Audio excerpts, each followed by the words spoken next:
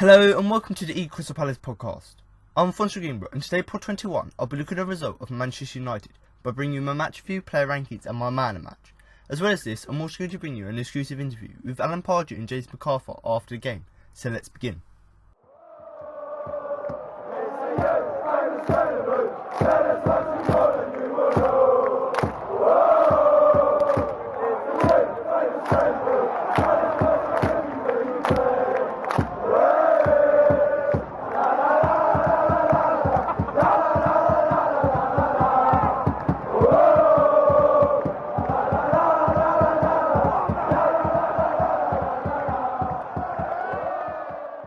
Zlatan Ibrahimovic struck 3 minutes from time to snatch a late win for Manchester United, with Palace fully deserving a point as they held on until the final stages.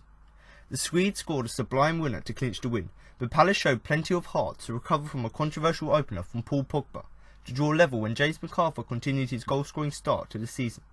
But in echoes of the Manchester City defeat last month, Alan Pardew's men couldn't quite cling on. Eyeing the chance to equal Manchester United's all-time goal-scoring record, Wayne Rooney started sharply and headed over from a Juan Mata cross from the right in the first couple of minutes, and soon after Paul Pogba tried a blast from 30 yards but saw it fizz over the crossbar. But after that early pressure, Palace contained their opponents for the majority of the first 45 minutes, with the new French midfield pairing of Mathieu Flamini and Yohan Cabaye soaking up any danger in the middle of the park. And even when United did manage to break through, they found Wayne Hennessey at his best, and he did well to frustrate Rooney on 35 minutes, after the England striker managed to get away with a first-time shot on the turn after a delightful pass over the top by Paul Pogba. The Welshman then produced an ever better stop 5 minutes later when a similar pass by Andrew Herrera managed to pick out the world's most expensive player on the edge of the box, and he drilled a low volley but it was blocked by Hennessey once again. But just as the Eagles looked to be heading into the interval level, the visitors took the lead in controversial fashion in the half's final seconds. After winning a free kick on the left-hand side 30 yards from goal, Mata chipped the ball into the area where Ibrahimovic, with a hint of handball, used his torso to nudge the ball into Pogba, who despite being slightly offside was allowed to continue his celebrations as he poked it past Hennessey from close range. Falling behind prompted Pardew into a change, and Joe Ledley came on for Flamini, and seconds into the half he hammered a shot goalwards from range and saw it just flash wide. And on 62 minutes David De Gea was called into action for the first time, when James McArthur picked up the ball in a central area, drove forward and pinged a shot goalwards that was heading for the top corner, but the Spanish goalkeeper made yet another superb save to add to his ever-growing collection as he pushed it into the Holmesdale end. But on 65 minutes Palace got the goal they deserved, albeit in unlikely fashion. Joe Ward received the ball on the left and jinked past a couple of players before finding Damien Delaney inside the D. He produced an outrageous back heel that Ibrahimovic or Paul Pogba would have been proud of, to flick the ball into the outrushing McArthur, who coolly tucked it past David De Gea to score his 5th Palace goal of the season. Sellers was rocking, and riding their luck, the Eagles got away with some strong penalty appeals when Joe Ledley accidentally prevented Marcus Rojo from heading the ball into the box with an arm, and then it was United's turn to feel further aggrieved when Mata saw a goal chalked offside when the Argentinian defender rose the highest again to nod the ball down into his path. Meanwhile, Hennessey continued to excel in goal, and he tipped away a curler from the edge of the box by Rooney before Jesse Lingard attempted to give Palace more heartache when he linked up with Ibrahimovic but saw his snapshot saved by the legs of the host keeper. However, their resilience finally ended with 3 minutes to go as the Red Devils snatched a win. Once again it was Paul Pogba and Ibrahimovic who combined, but in superb fashion the Frenchman shrugged off Cabaye before playing a perfect no-look pass into the path of the Swedish attacker, who despite being at a tight angle managed to steer the ball past Hennessey and steal all the points for Jose Mourinho's side.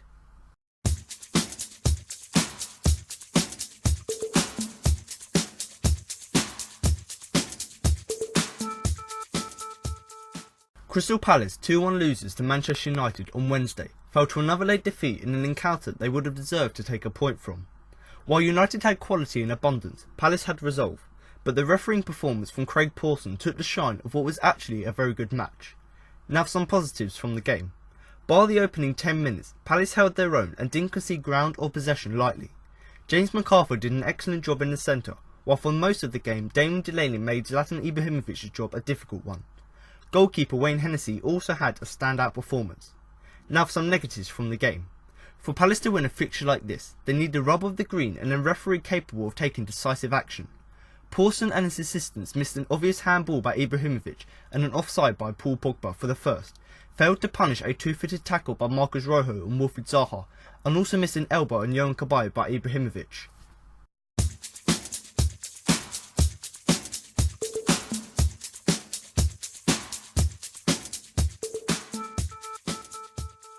Crystal Palace's long stretch without a win against Manchester United continued as they lost out 2-1 against Jose Mourinho's men on Wednesday night. It was a repeat of the scoreline from the FA Cup final in May, with United recording victory at Selhurst Park, courtesy of goals from Paul Pogba and Zlatan Ibrahimovic, with James McArthur on target for Alan Pardew's men. Ibrahimovic scored the winner just a few minutes from time, but what do we learn from the game? Here are 5 things. Number 1. Lights, camera, action. Crystal Palace have installed new floodlights at Selhurst Park and put on a new light display prior to kick-off. It's fair to say it wasn't lighting up the lives of Palace fans, with the new show receiving a mixed reaction on social media. Perhaps the players were left a bit dazzled too, as the game failed really to spark into life early on. Number 2. Craig Pawson isn't popular among Palace fans. The man in the middle from Wednesday night is rivalling Mark Clattenburg in the unpopular referee states in South London, if this display is anything to go by. Palace fans were getting frustrated with his decisions as they felt they were going against them at Selhurst Park, with several Eagles fans suggesting that Marcos Rojo should have seen red for a two-footed challenge on Wilfried Zaha, and that Paul Pogba's goal should have been disallowed for a handball and an offside. The officials also made decisions that annoyed United fans, including it disallowing Juan Mata's goal for offside and missed a handball from Joe Ledley inside the box. Number 3. David De Gea is world class. Okay, so most people knew it already, but in a game where he didn't have to do much, he produced an incredible stop to deny James McArthur midway through the second half. He could do very little to prevent McArthur from equalising soon after though. To be fair, Wayne Hennessey made some fine saves at the other end as well, with one particularly to deny Wayne Rooney. Number 4. Delaney is world class. Yes, that's right, you heard it right. Damien Delaney produced an outrageous piece of skill to set up McArthur for the equaliser. It was something Manchester United stars would have been proud of. The Irishman bamboozled the United defenders with a flick straight into the path of McArthur, who ran straight through to score his 5th goal of the season. And number 5. The gamble didn't pay off. Crystal Palace boss Alan Pardew replaced James McArthur with Fraser Campbell in the 87th minute, and Manchester United scored the winner less than a minute later. It was a gamble taken off a midfielder for another striker, and it didn't pay off as Palace failed to hold on to what could have been a valuable point.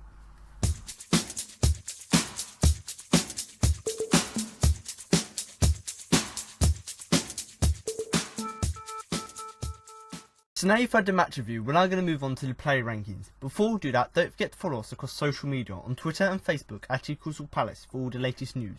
And for all you Facebook users out there, don't forget to check out our Facebook group so you can join in with the latest discussions, read the latest news and post your own opinion. So like I said there, if you are on social media and you do want to get in contact with us, then of course you can follow us on both Twitter and Facebook. And like I said in the introduction, you can find them both at Crystal Palace. And obviously I would highly recommend you do follow both of these pages, because we do regularly update them with the latest news. So if you do want to keep up to date with all things Palace and some polls that we post on there, then of course you can go on there and follow us. And obviously if you don't have notifications on iTunes or maybe let's say on YouTube, if you want to know when the next podcast is coming out, head over and follow us on Twitter and Facebook, because we do put on there when we do publicise our accounts. And obviously social media, you can obviously tag us and you can mention us in your tweets. So if you do want to get in contact with us like that and share your opinion on the game and possibly have it heard in the podcast, then of course you can tweet us, you can at us, and so we can see your opinion. But obviously if you are on Facebook, there is another service you can use which is very useful, and I would highly recommend you do join it, and that is the Facebook group. So similar to the both pages on Twitter and Facebook, it's called the Crystal Palace group, so just the group bit was added onto it. And I would highly recommend, like I said already, you join the group, because on there's a lot of discussions with other fans, because loads of fans after the game go on there, post their own opinion, post pictures of the game, post transfer news, all stuff like this, they post it on there. So a little bit of discussion, so you can discuss with other fans whether you agree with what he said about a player, whether you disagree with what he said about the manager, anything like that. Then of course go on the Facebook group so you can share your opinion and just discuss with other fans like myself, like yourself, you know, what you thought about the game. And obviously similar to both the Twitter and Facebook pages, on the Facebook group we do regularly update it with the latest news. So once again, if you do want to keep up to date with all things Palace, then of course the group is the way to go. And obviously if you are listening to the video on YouTube, of course you can share your opinion below in your YouTube comments. Obviously, quite a lot of people are doing that now. So like I said, if you do want to share your opinion, and we would love to hear what you thought about the game, do of course drop a comment below the video just giving us your views. And obviously the last few weeks I've given challenges to the listeners, and quite a few people have sort of come onto the idea now. Now all I say is, obviously I give you my player rankings and give the players ratings from 1 to 10, obviously how good their performance is, and I discuss it. So what I want you to do as the listeners is to go below on the YouTube comments or screenshot it and send it to us on Twitter. You know, give us the player rankings. So give your player rankings from all of the players, so the starting 11, giving them ratings from 1 to 10, 1 being the worst, 10 being the best, and obviously you can do the substitutes as well. And obviously quite a few people have done it in the weeks gone by, and actually if you look back at my personal opinion, our opinions are quite similar. So it shows that we had quite a good understanding of the game, and we both sort of had similar outlooks on each of the players. But certainly do that as well, because it gives us an understanding of how you thought a player performed, and you can compare it to how I saw his performance and how I thought it was. But certainly if you do want to do that, then of course go below and give your players ratings from 1 to 10. But even if you want to just comment something about the game, then do of course drop it below or contact us via social media. So before we go on to talk about the player rankings, I'm just going to touch a bit on the referee. Now you've probably heard this in the 5 things you've learnt section and the positive and negative section, so I thought I'd just want to go into it in a little bit more detail. And obviously the ref had an absolutely terrible game. They said it on Match of the Day. I personally, watching the game, said it, and to be honest it was just absolutely terrible. He had a terrible game, and dare I say it, he was worse than Mark Clattenburg. And is it a coincidence that the game where a referee was as bad as Clattenburg, or even worse, was the game which is the reverse fixture of the FA Cup final? But you know, enough of that. He had a very bad performance, and you know, do comment below with what you think and whether you think the decisions that he made or didn't make were right or wrong. Obviously, a few points I've narrowed it down to. You know, United's first goal shouldn't have stood, as Ibrahimovic, you know, handballed it, and from his movement he got the ball to Pogba, who was also in an offside position. So 2 things there that the referee or linesman should have seen, that, you know, that would have meant the goal should have stood. Obviously Ibrahimovic standing in a very awkward position. You know, no one, when you're playing football, you don't stand with your hands glued to your side in sort of like a penguin position. No one stands like that, so you can tell it was a deliberate handball just by the way he was standing, and the fact that he used his hand to, you know, pass it to Pogba, who was in an offside position. It was clearly offside. You watched the replays. So even if the referee didn't pick up on the fact that it was a handball, maybe the linesman should have been more aware and actually seen that it was offside as well. And like I said already, I just can't understand how you couldn't see Ibrahimovic. Yes, it was clever, they may say, the pundits, the fact that he hid his way from the linesman, but the referee is sort of see it in front of him. He's seen that Ibrahimovic in an unnatural positions, you know, prodded the ball to Pogba, who's in an offside position. So there's number 1 decision he made wrong. Obviously the goal that United did score, there is a debate about it. I'm not really too worried about this, to be honest, but it was scored after the 1 minute of extra time. So you could say that actually the referee shouldn't have given the free kick, because it should have been the end of the half. But you know, I'm not really too bothered about that. Obviously Marcos Rojo, he's been renowned recently for making 2-footed tackles, and once again in this game he made a 2-footed tackle on Zaha. Zaha on the counter attack, through on goal. Rojo decides to go in there 2-footed, clear Zaha out, and yet no card given. Well, card given, a yellow card, but that should have been a red card. Obviously if you look at the rules of football, if you go into a tackle with your feet up, automatic red card. And you know, we've seen this in the Everton game. He didn't get booked. This one, yes, it wasn't as bad as the one in the Everton game, but actually you can't go into tackles 2-footed, because A, you could, you know, hurt the person, and B, you're just stopping the counter attack. So it's not very good. That should have been definitely a straight red. And the fact that he kept making tackles throughout the game that didn't result in him getting a second yellow is beyond me as well. You know, yes, he should have got the red card, but yes, he should have got the red card, but he got a yellow card, and then throughout the game he got away with other niggly fouls and tackles here and there. So he can sort of count himself lucky in this game, and lucky in the fact that, you know, in the game against Everton he didn't get sent off as well. And the thing that really annoyed me after this is, yes, he's made a bad tackle, that's fine, but Mourinho's gone out and said, I defend him, I think his tackling's fine. I don't think it is fine, because when you're 2-footed off the ground, you can seriously hurt the other player and, you know, wreck their career. So, you know, Mourinho, think about that before you say it, because seriously, 2-footed tackling is not acceptable. Obviously, this is another one which I'm not really too bothered about, but Pogba, you know, he is a good player. He dominated the game, which is good for him. He did get a yellow card for a tackle. I think it's maybe in the first or second half, but he could have got another yellow card for a dive. So obviously, like most players, he was putting in tackles here and there, which, you know, that's fine. The referee the only good thing he done was let the game flow and, you know, had the advantage. But, you know, he had a few dives here and there. One of them, you know, Man United got a free kick for. So in the way I look at it, the rules are, yes, if it's a dive, you're booked for simulation. And in this instance, you know, Pogba just went down completely and got the free kick. And in that instance, he should have been booked because it is simulation. That's a straight yellow. And then you get a red card for the 2 yellows. So in that instance, I think he should have got a red card because he was diving. But I'm not really too bothered about this. But, you know, if he had dived, let's say, and not got the free kick, and the referee would have just done play on or given us the thing for a dive, then I wouldn't have had an issue with it. But the fact that the fact that Man United won a free kick from his dive is the thing that annoyed me. And really, if you look at the rules, if you dive, you get a yellow card, which is simulation, and then that would have been a second red. That would have been a red. So in that instance, you know, he should have really been sent off. But like I said, I'm not really too bothered about that because, yes, he was the most influential player throughout the game, but at that point it would have really made that much difference. Obviously, you've heard this probably in the 5 things you've learned. Man United fans are not going to be happy with his performance as well. And, you know, Joe Ledley, classic example of that. You know, Man United put the ball into the area, Ledley's gone up to head the ball, his hands sort of gone up, he's hit the ball. So we were lucky in that sense from a Palace perspective that we didn't get the penalty, the fact that the referee didn't see the handball. But from a United perspective, you can understand why they were quite angry. You know, the fact that Ledley, yes, he's running and jumping to try and get the ball. Yes, you could say it's deliberate because he's trying to put his hand up to get his momentum up to get the height to head the ball. But then if you look back at the replay, his hand's gone up, hit the ball. So, you know, they can be disappointed the fact that they didn't get that. So in that instance, you know, yes, I'm not biased because I've talked about the fact that we were unlucky with some of the decisions. But certainly Man United sort of on an even par with us because, you know, they had a decision against them as well. Which, you know, just sums up really how bad the referee was. The fact that either side or both sides are angry at him. Obviously, a few more things really to talk about United.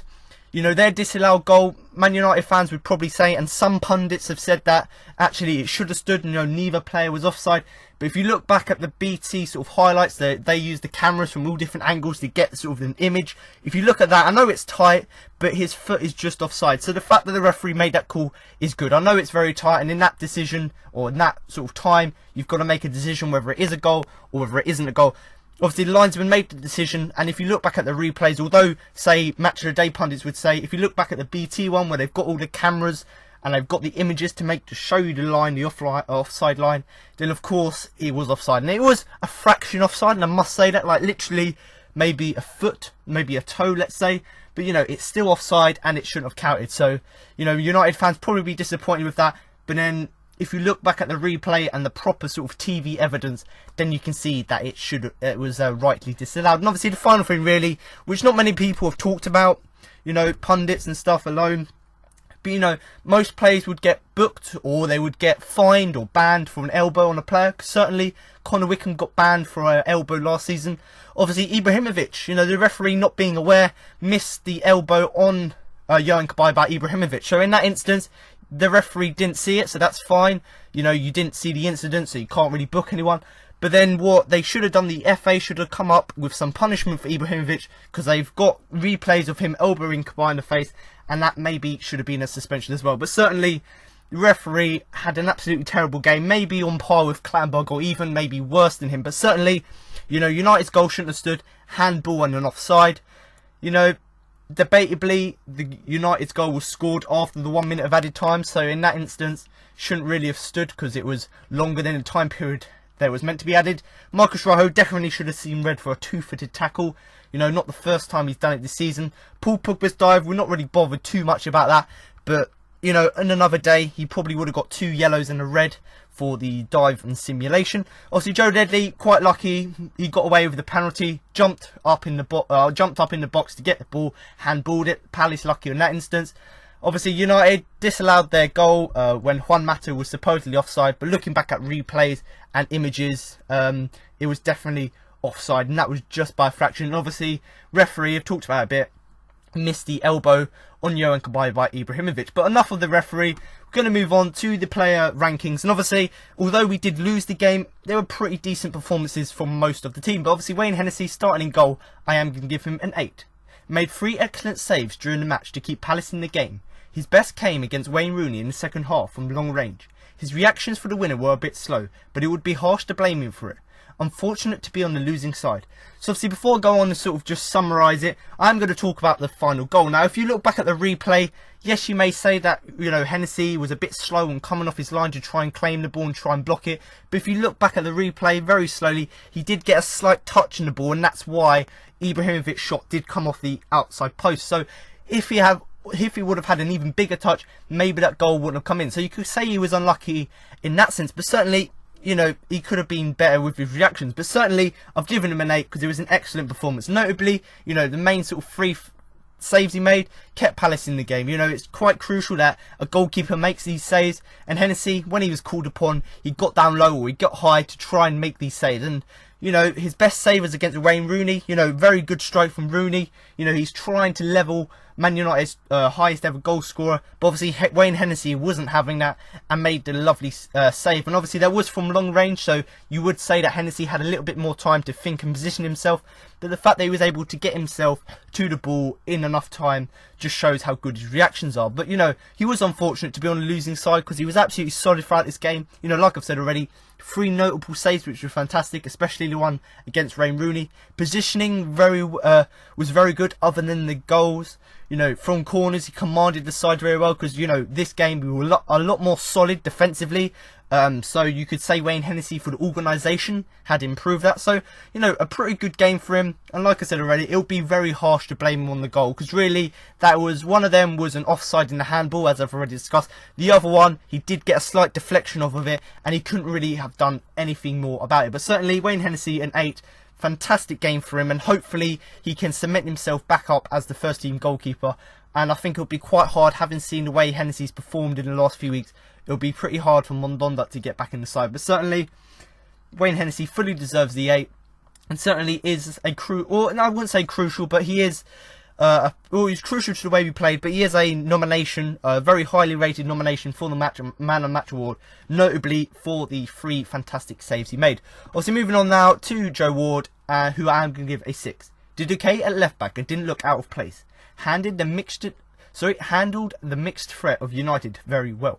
So obviously Joe Ward, I've given him a 6. He didn't do anything spectacular throughout the game. I sort of say a word I've used in the last few weeks to describe him in particular is an unspectacular. Sorry. So, you know, this game, classic example. You know, he's moved to left back from right back so that Kelly can play in his more comfortable position. And to be honest, he didn't look out of place. And we've seen that in the last few games where he's moved there and he's been versatile. This game, classic example of that. You know, he did all right at left back.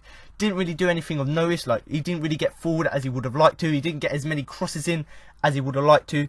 But you know, Man United have got a very good attacking threat going forward, and he did handle that very well. You know, with him being the fullback or the left back, let's say, he would have to track back quite a lot when attacking. He would have to try and cut inside, and he'd done that very well. You know, whether it be Ibrahimovic, Pogba, or Rooney, he did deal with the threat quite well. And considering Rooney was playing out wide for some parts of the game, you know, Joe Ward did alright at containing him. But, you know, like I said, we talked about players being versatile. You know, Joe Ward, it's very good that he can do that. You know, he's coming to the side, back into the side, so moving from right back to left back, showing his versatility.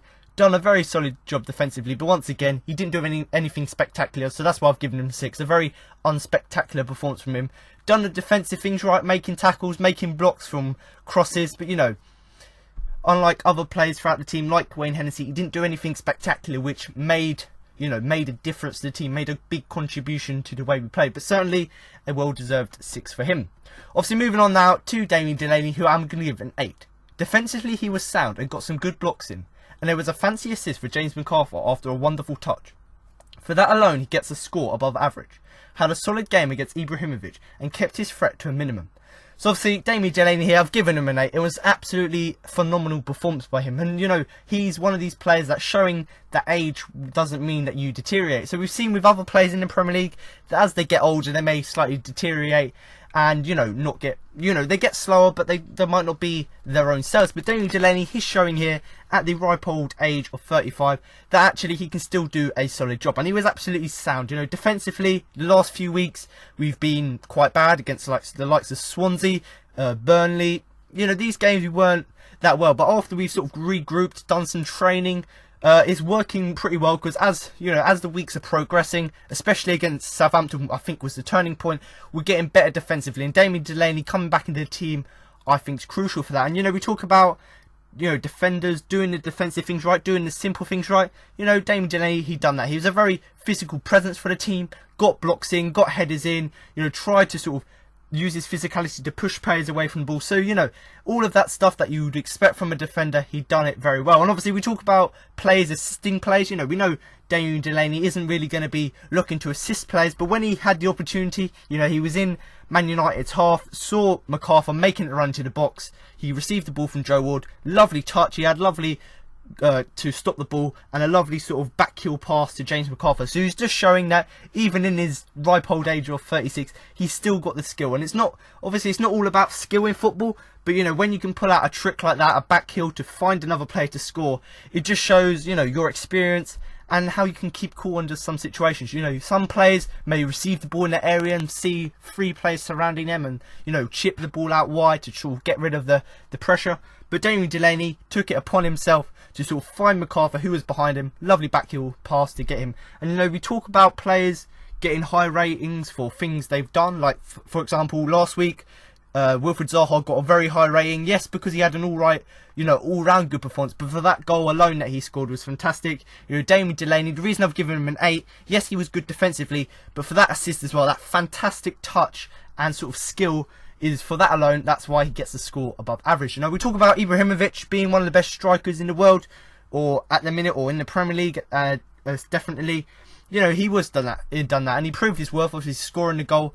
And to be honest, Damien Delaney, Ibrahimovic, it was quite a good match throughout the game. You know, Damien Delaney done his best defensively to keep his threat to a minimum, and obviously the only threat he had was from the offside goal where he handballed it, and obviously the goal he scored himself. So certainly you could say that Damien Delaney's defensive work did do its justice, because it meant that Ibrahimovic was limited to a few chances, let's say. But you know, Damien Delaney, I've given him an 8. It was a fantastic defensive performance from him, significantly better, say, in past weeks. And you know, he's using his experience. You know, he's doing the basics right, getting blocks, getting tackles, using his aerial threat, and ultimately that led to us, you know, having a lot more, or a lot better defensive game. And obviously, I've talked about it already. For that assist alone, that lovely back heel flick to MacArthur was, you know, for that alone, that's why I've given him a good rating. And much like Hennessey, a contender for the man of the match. But certainly from Damien Delaney, using his leadership, using his experience to do the simple things right and have a very good, sound defensive performance. Obviously moving on to the captain now, Scott Dann, who I'm going to give a 7. The usual from the skipper, an assured performance. Really couldn't do anything about either goal. No threat on goal from set pieces, but he was made to defend for the full 90 minutes against Zlatan Ibrahimovic, which he'd done well for most of the game.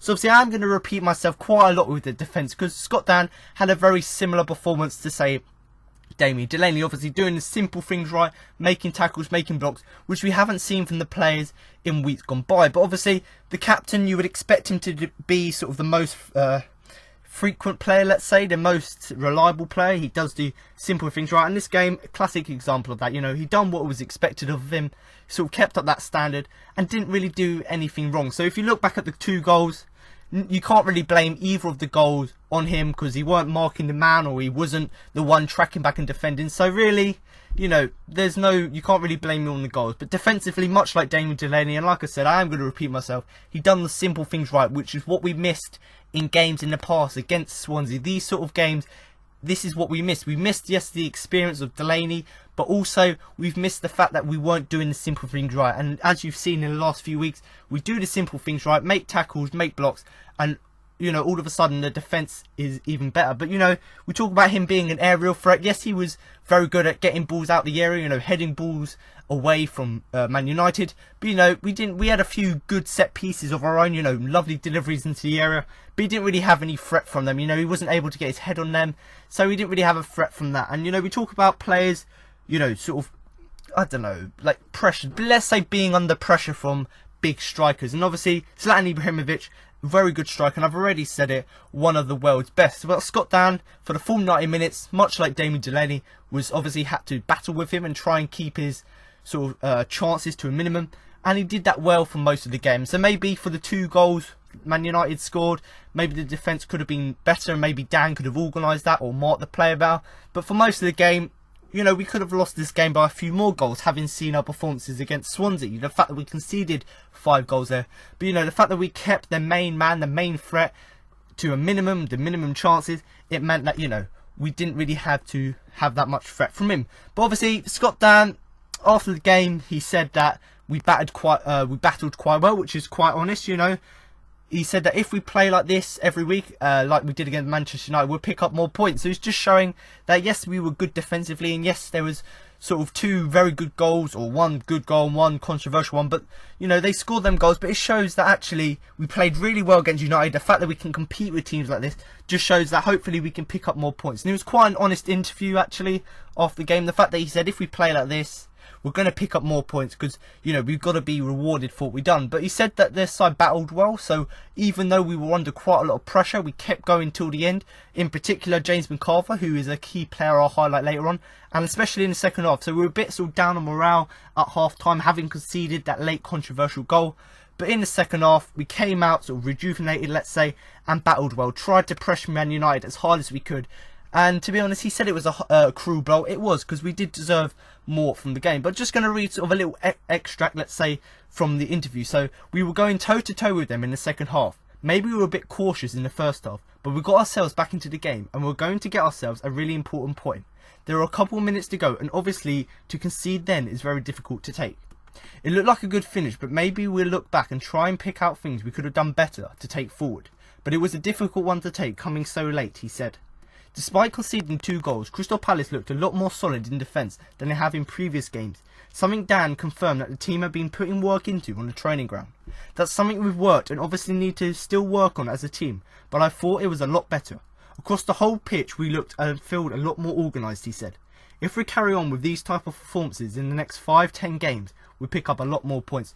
So obviously, much like what I said, Scott Dann more or less summarised it in that interview. But once again, the main things he's highlighting is the fact that we're playing really well, and if we can play like this every week, we can match every team. And he highlighted the thing which I really am impressed by in the last few weeks is the fact that we're significantly better. So, you know, the last few weeks we haven't really been that good defensively. This game we proved that the organisation was better, but the defence was also good as well. And the word I like to use, toe-to-toe, you know, if we can go toe-to-toe and play like we did against United, against every team, then I'm sure we can get something out of the games. But, you know, it is a cruel blow, and it's probably going to, you know, lower their morale, the fact we conceded so late on in the game. But, you know, the fact that Dan said he's come out and said that every week we're working on this, working with the training, we can obviously see it's finally paying off because we're a lot more solid at the back. But certainly, if you do want to look at that article and that interview, then of course you can go on to the Croydon Advertiser website. But certainly, Scott Dann, a very good performance from the captain. The 7, I think, you know, a good rating for him. It was an assured performance. He'd done what you would have expected of him.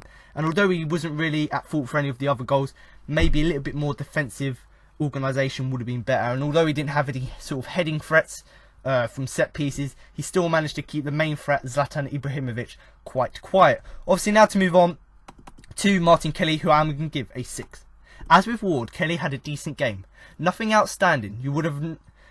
Nothing outstanding. You wouldn't have known he was out there for much of the game. There's still a nervousness that creeps into his game though, but he went about his business on the right side of the defence, but offered almost nothing in an attacking sense. So obviously Martin Kelly here, much like Ward, you know, they had very sort of very average performance, let's say, because we know how good Martin Kelly can be, and now he's finally moved back to his natural position as a right-footed defender. You would have expected him to maybe do better, but you know, a very average performance from him. And the word I like to use, or the phrase, nothing outstanding. He didn't do anything of brilliance, but then also he done the job which you would have expected him to do. You know, do the simple defending thing or defensive things right. Now, obviously, you wouldn't have known that he was playing for much of the game, so he did go quite quiet. You know, you didn't really see his impact, and I think that's just because of he's sort of getting his confidence back up. But hopefully, in the next few games, he can go and improve. Now, you know, in the game, yes, he was pretty good defensively, you know, making tackles, making blocks, trying to track back on players. He was still looked a bit nervous, and you know, we've seen that creeping into his game. You know, he doesn't look quite comfortable on the ball. He panics quite a lot and offloads the ball to other players. So we can see it creeping into his game. So hopefully he can improve that, and sort of with his sort of confidence going up with a good run of games in the side, finally playing at his natural position, hopefully that run of games will sort of help boost up, let's say, his confidence, and then get rid of that nervous thing within his game. Because I don't know what it is, I don't know why he's nervous and offloading the ball too much, but if he gets that out of his game and sort of concentrates more on the game and not sort of offloading the ball and not wanting to be on the ball, you know, maybe he could improve his game. And he went about his business, so much like Ward, and much like most of the defence, you know, he done what was expected of him. Like I said already, tracking back, making blocks, making tackles. He done all of that, and once again on the right hand side. But you know, he didn't really offer anything much in an attacking sense. So we talk about Pardew's tactics with the sort of team we have at the minute. You know, we want the fullbacks to push up and try and support the wingers or try and support the attacking players. You know, he didn't really do that. He didn't really attack that much. Maybe that's why we didn't have as good as a performance attacking as we would have liked. But certainly, you know, Martin Kelly, I've given him a 6, much like Ward.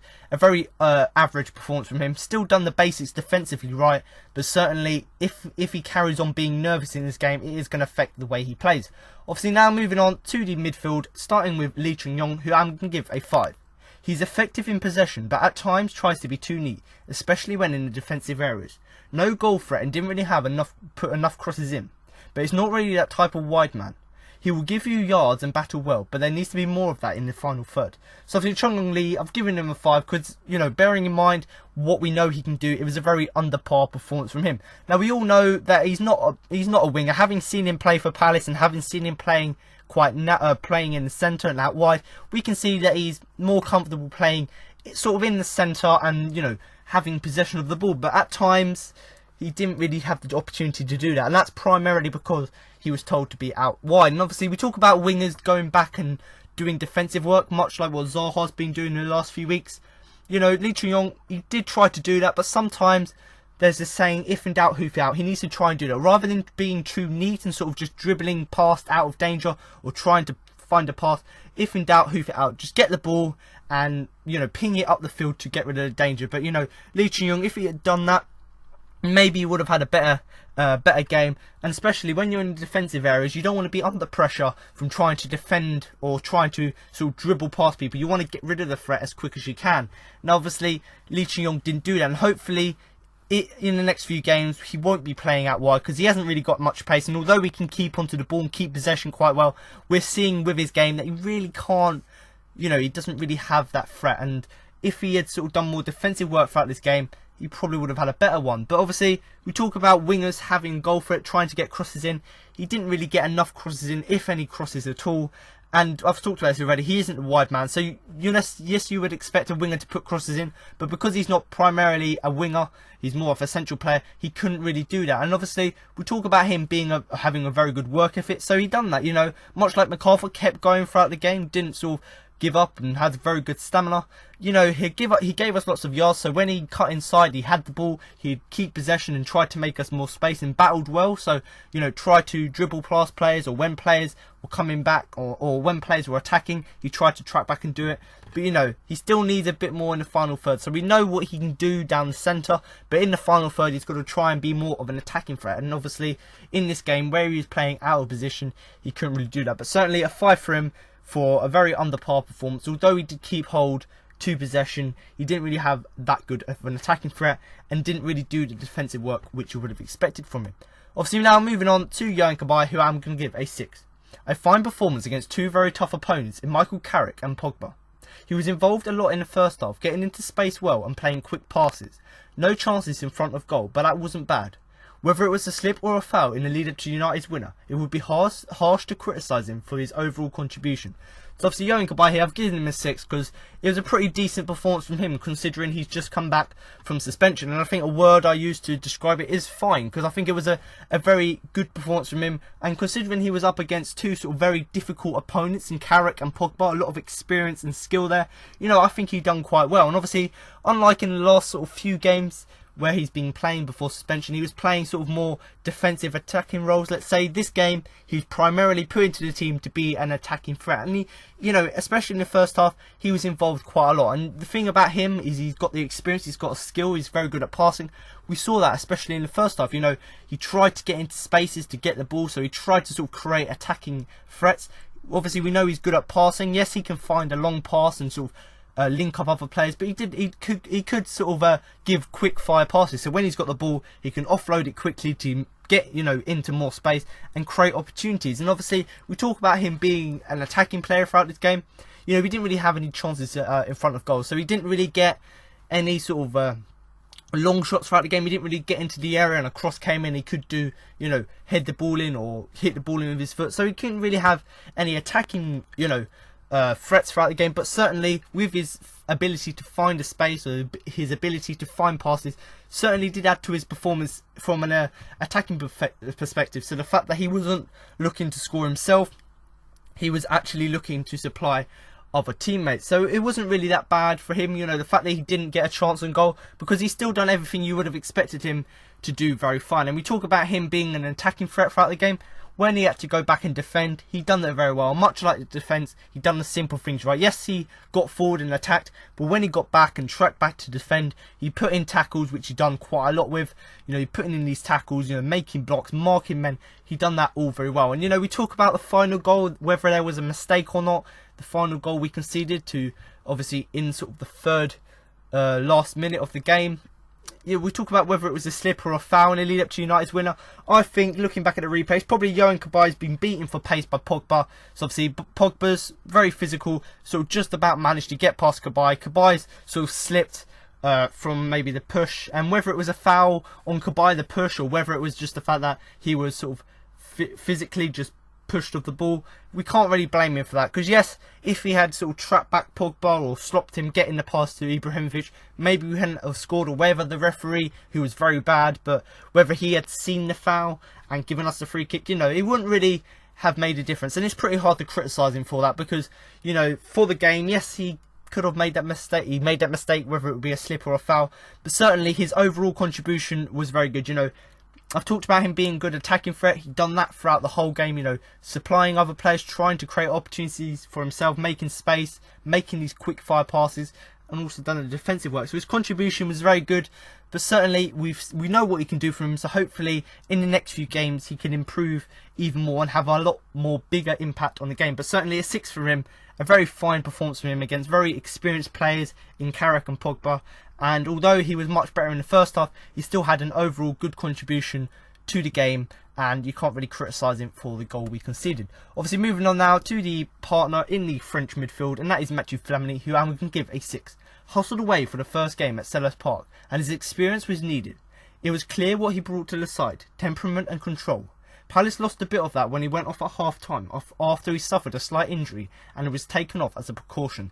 So obviously Mathieu Flamini, this was his first game he's played at Selhurst Park. So obviously on his debut at Selhurst Park, Mathieu Flamini actually had a pretty decent game, and that's why I've given him the 6. So obviously we talk about the reason he was brought into the team, the reason he was brought in the summer was to sort of use his experience to help the side. And certainly it was very clear that when he was brought into the side, yes, people were surprised about it, but actually we did see the experience he brought to the side. And two sort of things I would like to say or summarise about what he did bring to the side: the temperament and the control. The fact that he kept the team calm, things like that, so to make sure that we could try and battle and match Man United, and the fact that he had the control of the game, so he's using his experience to, you know, use the ball effectively, to try and make tackles, and, you know, just have an alright impact on the game. And obviously we talk about players having experience, and when they go off, you know, you sort of lose that experience and the team becomes inexperienced and doesn't do the simple things right.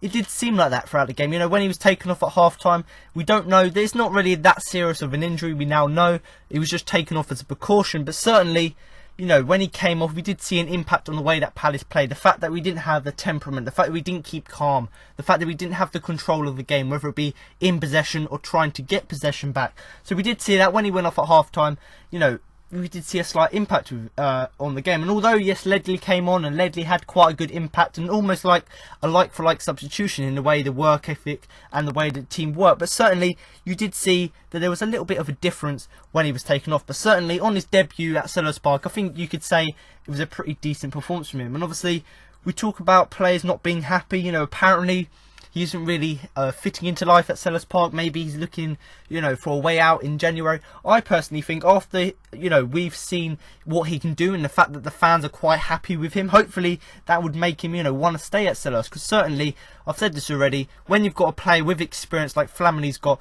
you can see what it adds to the side. And the two things, like I said, I can't highlight them enough. You know, temperament and control. Them two things helped us, Palace, you know, to have quite a good control of the game and try and match Man United, which we've done for most of the game. You know, try and go toe to toe with them. And we did that very well. I've said this already. We did see quite a lot of impact when he went off. But certainly a 6 for, let's say, a nitty-gritty performance from Flamini, making tackles, doing the simple things right, which you would expect of a defensive midfielder. And obviously his experience was quite key to the way Palace played. Obviously now to move on to the attacking midfielder, who normally is defensive, but obviously that is James McArthur, who I'm going to give a 7. Once again, a tireless performance from the Scotsman, which saw him constantly run and tackle. He also scored a well-taken goal as he kept his cool superbly to slot home the equaliser. Obviously, James McArthur here, I've given him a 7, and once again, he is being one of the most consistent players for Palace this season. And the word I like to use, tireless, you know, we know he's a tireless player. He's got this fantastic stamina about him, which he keeps going until the end. And obviously, this game, once again, he done that. The Scotsman just constantly was running, constantly tackling, and that's what we want from a player of his ability. We know what he can do. We know that he's got the stamina to keep going, to be tireless throughout the game. And the fact that he kept running at players, trying to put them under pressure by containing him. The fact that he was putting in tackles, you know, to try and put a defensive shift into the side, just shows what of an impact he had. And that's why I've given him a 7. The fact that, yes, he was good going forward, the fact that he was constantly running, pressing, trying to get the opportunities, but the fact also that he done defensive work, which is what you want. You want a player who can, yes, contribute when we're in possession, attacking in an attacking sense, but also when we're not in possession, you want him to do defensive work, and obviously that's what McArthur did. And obviously we talk about players scoring a goal. Obviously it wasn't as good as, say, Zaha's literally thunder goal he scored last week, but certainly a very good goal from McArthur. Yes, the flick on from Delaney was fantastic. The fact that a 35-year-old has got the skill to do a back heel pass to McArthur, who was obviously running onto the ball, once again showing how he's constantly running. He saw the ball was coming in, made a lovely run to it. And we talk about players sort of losing their cool and not being composed. McArthur, he was absolutely composed. You know, he had the ball at his feet. He didn't even have to take a touch. First time finish into the bottom corner to get the equaliser for Palace. So although we didn't go on to draw the game, certainly if we had drawn the game, you would say that he was a very crucial player to Palace, because, you know, the fact that his contribution, yes, he scored the goal, but his contribution as well on and off the ball was superb. But you know, we talked about the last few weeks he's been taken off and we've conceded goals, but we haven't been quite as effective as we have been, say, in the other half when he was playing. You know, similar to Flamini, actually, as an example. You know, when McArthur got taken off, you did see quite a change in the tempo of the game and the sort of stamina, let's say, of the other players. The fact that they wouldn't keep running, the fact they gave up on marking or tracking back players. So all of that you did see when he went off. So it just shows that because when other players come on the pitch they weren't as good, it just shows how crucial and how important McArthur is to the way he plays. But, you know, a 7 for him. One of the most consistent players for Palace this season, and certainly another tireless performance from him. His stamina was fantastic. He kept going till the end, constantly running, pressing down players, constantly putting in tackles to add to his defensive contribution, and the goal was superb as well. And, you know, we know the flick on from Delaney was good, but certainly the composure and the ability to see the pass and to do the first time finish from McArthur was absolutely fantastic as well. But certainly a good performance from him. Hopefully he can use this consistency to his better and hopefully improve in the next coming weeks. Obviously, moving on now to the attacking players, starting with Wilfried Zaha, who I'm going to give a 6. Having such a strong game on the wing against Hull City at the weekend, it made no sense that he was played up front against United. He was marked out of the game. He started slowly but grew into the first half as he went into 5th gear. It was certainly a tougher test than against Hull City last weekend, but he didn't let himself down against his former club.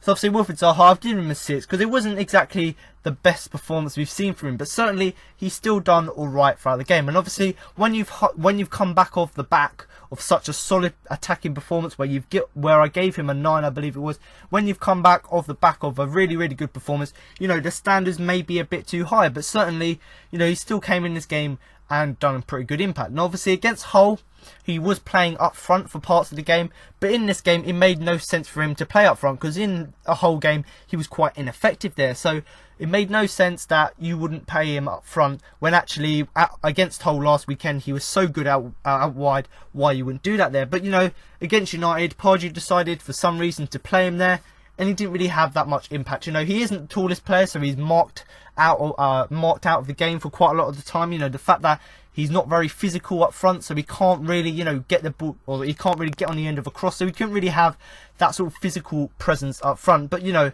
we talk about him being out of position. He did start slow, which is, you know, you can understandable considering that he's playing out of position. But much like the other players, he grew into the game and got better. And when he went into fifth gear, it was fantastic. You know, he had some lovely darting runs when he was moved out wide. Fantastic runs down the right hand side. So you know, he did have the opportunities. You know, he did have the chances from an attacking sense going forward. But you know, it was very stupid for Pardew to playing up front, because it was just neglecting the skill he has. And certainly it was tougher than Hull. Obviously Hull are a significantly weaker team than Manchester United, but certainly you would have expected him to do better, considering we know his ability. And we talk about players, you know, not playing that well against their former club, because sort of the pressure of leaving the club is still on them, and the burden, let's say. But Wilfried Zaha, he didn't let that affect him. He still went about his business, you know, made some lovely runs down the wing, tried to get crosses in, which he didn't really do that well, but certainly, you know, made quite a good image of himself. And although it wasn't as good as other weeks, he's still done all right, let's say, from an attacking perspective. But obviously I've given him a 6 because it was an all right performance from him. We would have expected more from him from an attacking sense, but certainly when you're playing out of position as a striker, when you're primarily a winger, you haven't got the chances to get balls into the area or link up with other players. So it's understandable why he done that. But certainly an under par performance from Zaha. Therefore, that's why I give him a 6. But hopefully in the next few games where we play him in his right position out on the wing, he can have more of an impact.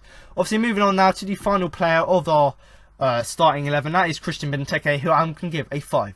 The big man didn't have any real chances, even in the air. But he didn't get a great deal of quality service and struggled with his hold-up play. Maybe United's defence were just too good defensively. So for the Christian Benteke here, the reason I've given him a 5 is not because he had a bad performance. It's just the fact that he was starved of service. Let's say. So obviously Wilfried Zaha, our best sort of crosser in the team, he didn't really have the opportunity to cross balls into Benteke because he was playing out wide, and that meant that Christian Benteke didn't really have any chances, whether it be in the air, whether it be he could sort of pat it down in his chest. He didn't really have any real chances because he didn't really have the balls coming in. He did really struggle with his hold-up play, and whether that would be because he was just having an off day, or whether that's just because, you know, Man United are, you know, very good defensively. I don't know what it was throughout the game, but certainly if he had had more of the ball, he probably would have had a bigger impact on the game. And obviously we talk about service. He should have had more crosses in, and obviously where Wilfried Zaha was playing up front with him, he couldn't really get, you know, on the end of crosses. But, you know, when set pieces were coming in, he was still, you know, doing the job which you would expect him to do. You know, when corners were coming in, which they were pretty decent, you know, set pieces throughout this game. When these, you know, crosses were coming in, he still managed to attack them. So in that instance, he was good in the air, but he didn't really have any real chances. You know, you would expect more from Benteke. Even if he got little scraps of the ball, you would expect him to use his experience in class to actually use the ball to his best of his ability. And, you know, we talked about his hold-up play. His physicality is normally pretty good, but in this game he did lack, and that's probably just because, looking back at the game, because United were just too good. But certainly a 5 for Christian Benteke. There isn't really much to say about him other than it was quite under par performance, and that's not just because he was bad himself. It's just because he didn't really have the chances and service from other players throughout the game. Obviously, now to move on to the 3 substitutions. Obviously, in Joe Ledley, Zeki Fries and Fraser Campbell. So Zeki Fries, Fraser Campbell, I'm not really going to give them ratings because they weren't really, you know, brought on with enough time to make an impact. Campbell, I don't even think he got a touch, so he didn't really have that much impact on the game, and he didn't really have that much time to influence the game. So not much to say about him. Zeki Fries, he was brought on to play as a winger and instead of Andros Townsend, so presumably we would think that he was brought on to bring more creativity because he's got a left foot rather than Townsend's right foot. You know, Zeki Fries didn't really get, you know, crosses into the area, and where he was brought on as a winger, you would expect him to shore up the defence, but he didn't really do that. And his first action, you know, the first thing he done when he came on the pitch was to watch Ibrahimovic score. So not a very good, you know, performance from him, but certainly much like Fraser Campbell, he didn't really have the chance to come on the game. But certainly I did say last week that I would like to see him play as a winger. But, you know, he didn't. Yes, he had creativity and tried to sort of get crosses into the area, which he did. You know, they got blocked. You know, we need to see more from him in the next few games. And hopefully, you know, we can see him improve. And obviously, Joe Ledley, I am going to give him a 7 because he came on for Flamini at half-time and done a reasonably effective performance. You know, he nearly equalised a minute into the second half after coming on at the break, and he seemed very much up for it. You know, he was up for it. The morale was there, but he did fade slightly as the game did go on, and that's probably just because as the game go on, you get tired and you sort of lose your stamina. But I've given him a 7 because he had quite a good impact on the game. You talk about impact subs, you know, Flamini was pretty decent in the first half. Ledley came on to replace him and matched him for intensity, and everything that Flamini done, Ledley done it, let's say, better with, say, a little bit more energy. So, you know, he came on, reasonably effective performance. You know, he came on to make an impact, to try and sort of shore up the defence and try to create opportunities.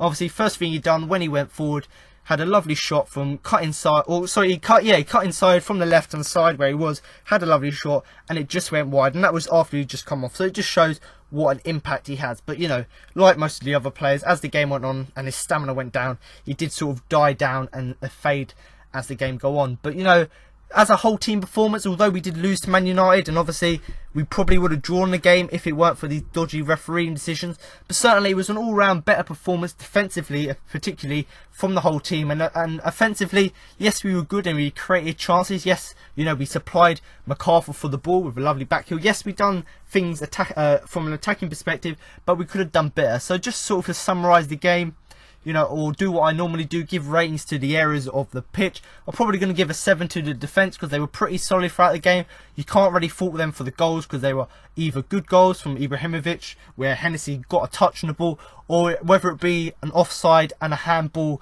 where the goal shouldn't have stood. The midfield probably the best positivity for Palace. You know, the fact that Ledley, sort of Flamini, MacArthur and Lee Chun-Yong, these players linked up well, done a very good defensive job, very good experience in that side. You know, they done pretty decent, so I'm probably going to give him a 7 as well. And obviously the attack as well, if there had been more service to Benteke, they probably would have got a 7, but I'm going to give him a 6 because although we were good going forward and we created a chance, like I've already said from MacArthur, we weren't really effective for them. So obviously the defence and the midfield, I'm going to give them a 7 for their impact on the game, and obviously the attack, I'm going to give them a 6 because there weren't really enough service to Benteke. But once again, a very good team performance from Palace. Unlucky with the refereeing decisions not to get something throughout the game, considering when all of the players put in 100% effort.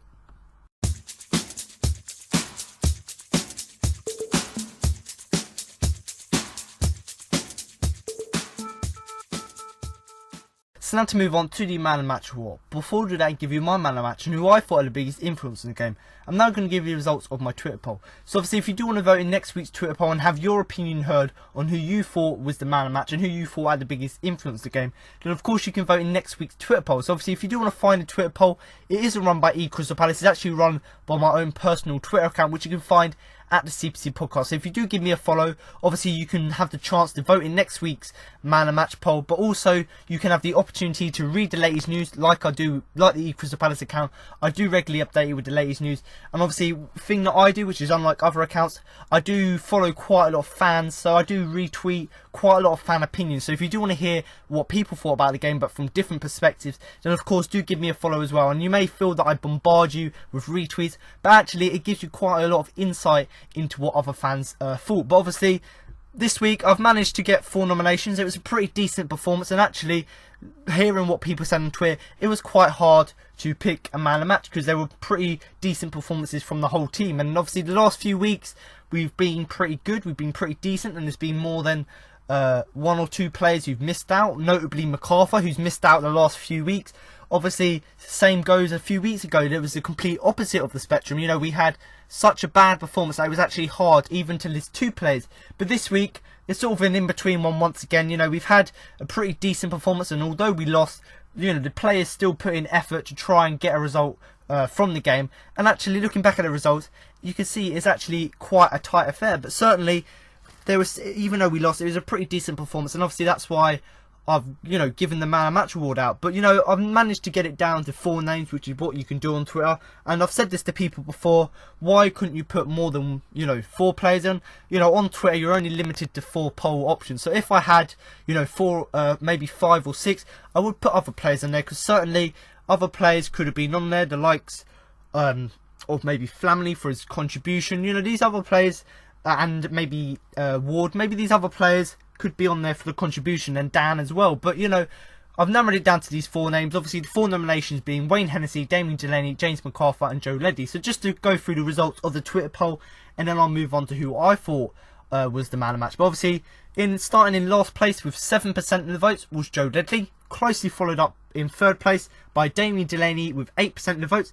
And this was very close, and up until a day ago, it was neck and neck, but there is a 1% difference between 1st and 2nd place, which means that in 2nd place with 42% of the votes was James McArthur, which means therefore with 43% of the votes in 1st place, 43% of the votes is Wayne Hennessey. Congratulations, Wayne, you know, for winning the man of match poll for the game against Man United. And I say this every week, you don't get a trophy or certificate, but you do get my sincere congratulations on what was a very solid performance from you in the goal. Obviously, just to give you a sort of run through why I've put these players on here and why other players have missed out, you know, most of the other players missed out because they didn't have as much of an impact on the game as the other players did. So of course all of the players put in decent performances, and you've heard that in the player rankings. But you know, these players shone out for me because they had more of an influence on the game. They were involved in the key moments throughout the game. Obviously Wayne Hennessey made numerous saves throughout the game, notably the one against Wayne Rooney from long range. So the fact that he kept making these saves, the fact that he commanded this area very well, the fact that when corners were coming in, he weren't flapping around like he's done before, he'd stayed firm and catch the ball. So all of these things he'd done helped to our defensive efforts, and that's why I've put him in there. The fact, notably mainly for the saves, but still for his sort of all-round defensive performance.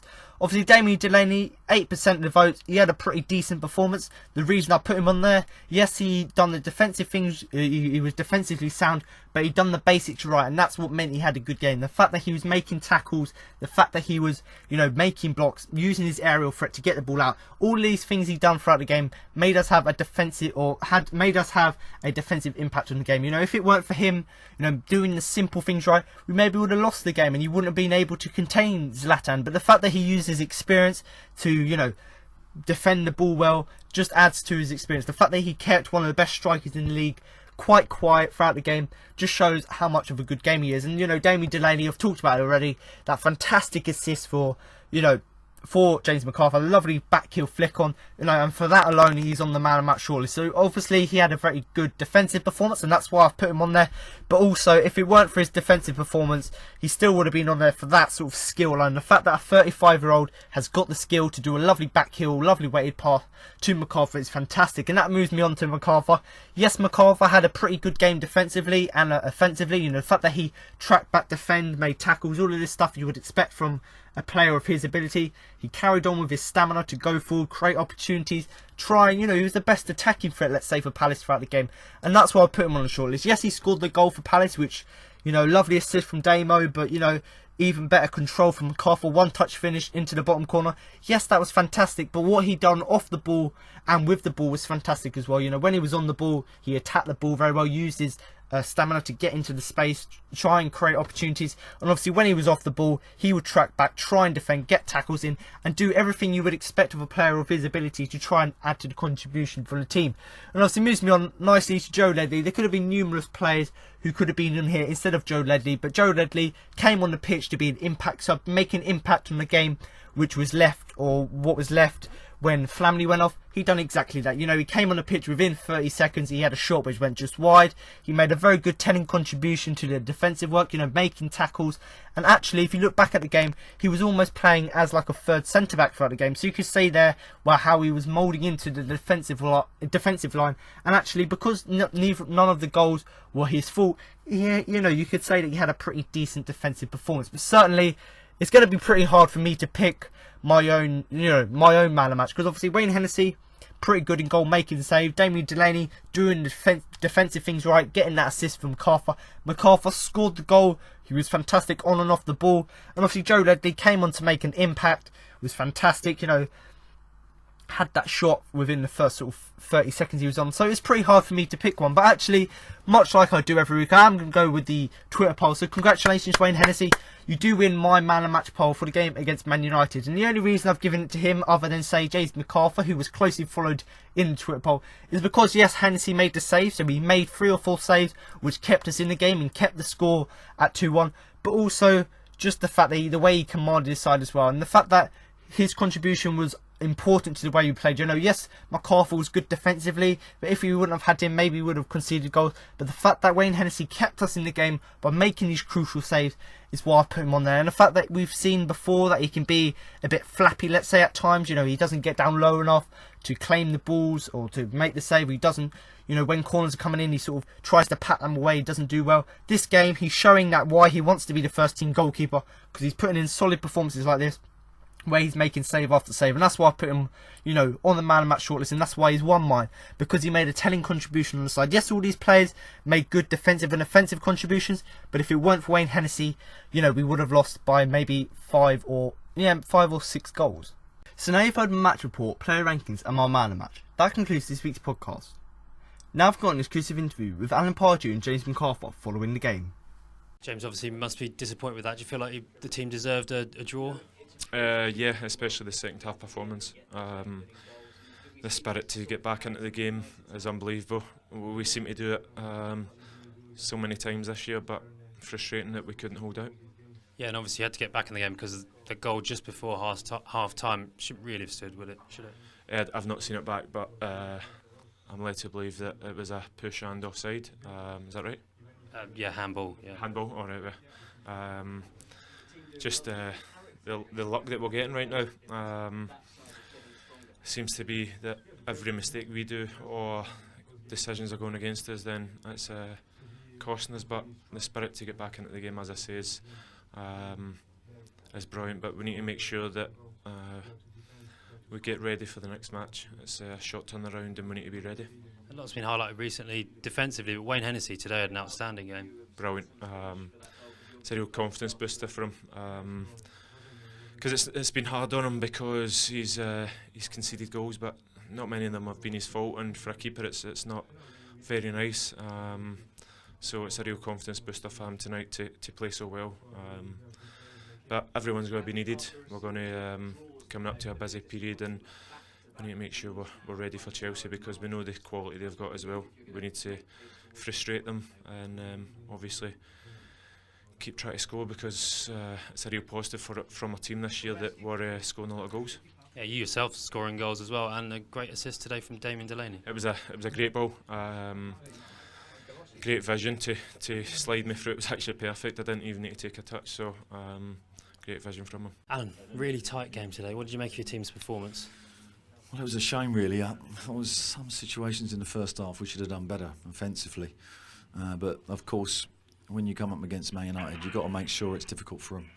And we did a good job tonight. We were very committed, stayed in the game, and then we had to, obviously the goal put us back. It was a shame because the decision should have gone with us, and that shouldn't have been a goal. But we come out second half, pushed Macca through the middle again, and he come up with a great goal, great little flick from Damo.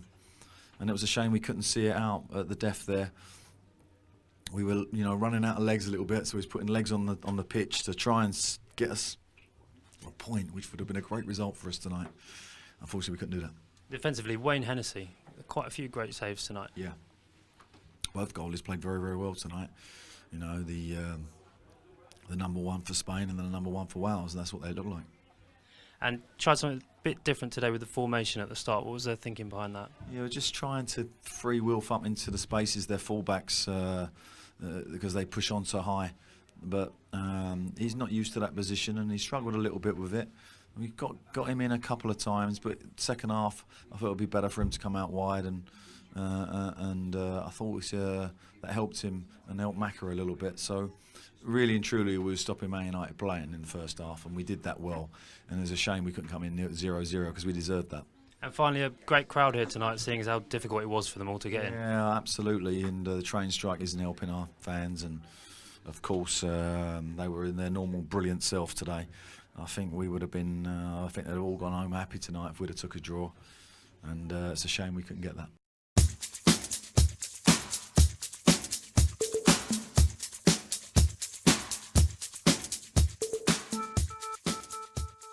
So there you have it. Now you've heard what Alan Pardew and James McArthur had to say after the game. That concludes this week's podcast for the game against Manchester United. But make sure to come back next week from our post-match review of the game against Chelsea. So thanks for listening, and remember to up the Palace.